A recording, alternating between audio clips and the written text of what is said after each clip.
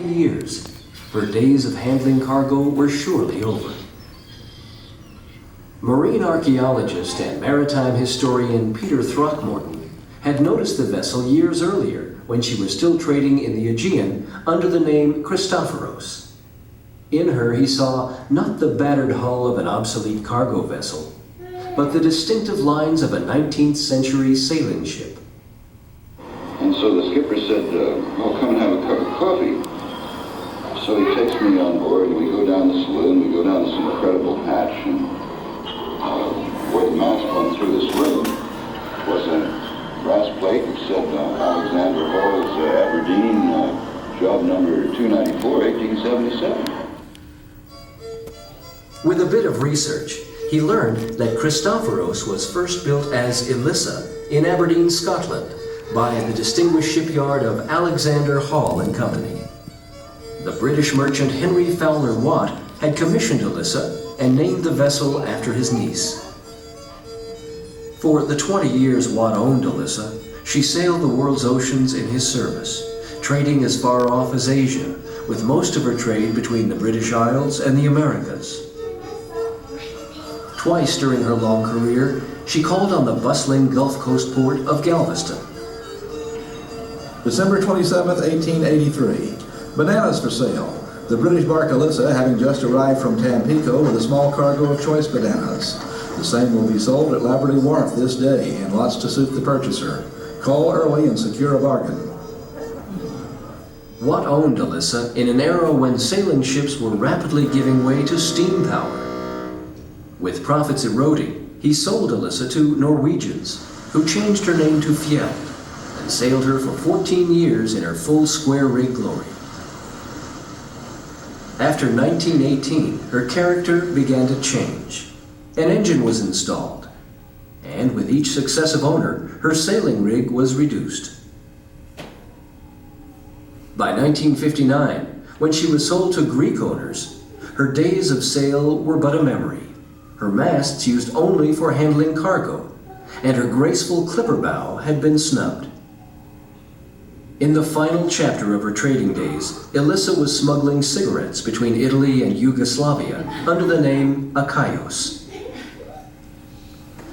Then, in October of 1969, Throckmorton saw a sight that made his heart sink. Akaios, looking badly, anchored just a stone's throw from the scrapyard, but she was for sale. Carl Cordum of the San Francisco Maritime Museum, learning of her precarious state, worked with Throckmorton to purchase Elissa and save her from the scrapyard. They hunted for 5 years to find a buyer who was willing and able to take on her restoration. Meanwhile, in Galveston, Texas, historic preservation efforts were gaining momentum, and great strides were being taken to preserve Galveston's historic buildings. The movement was spearheaded by Galveston Historical Foundation under Executive Director Peter Brink. Back in the 1970s, when the Historical Foundation was just beginning the restoration of the Strand, some of the house museums were being purchased and restored on the island. The piece that was missing was being able to tell of Galveston's links to the sea. The Strand, after all, was built from waterborne sail commerce chiefly, and if you're going to restore the buildings that sail built, it seemed to me appropriate to restore a square rigger.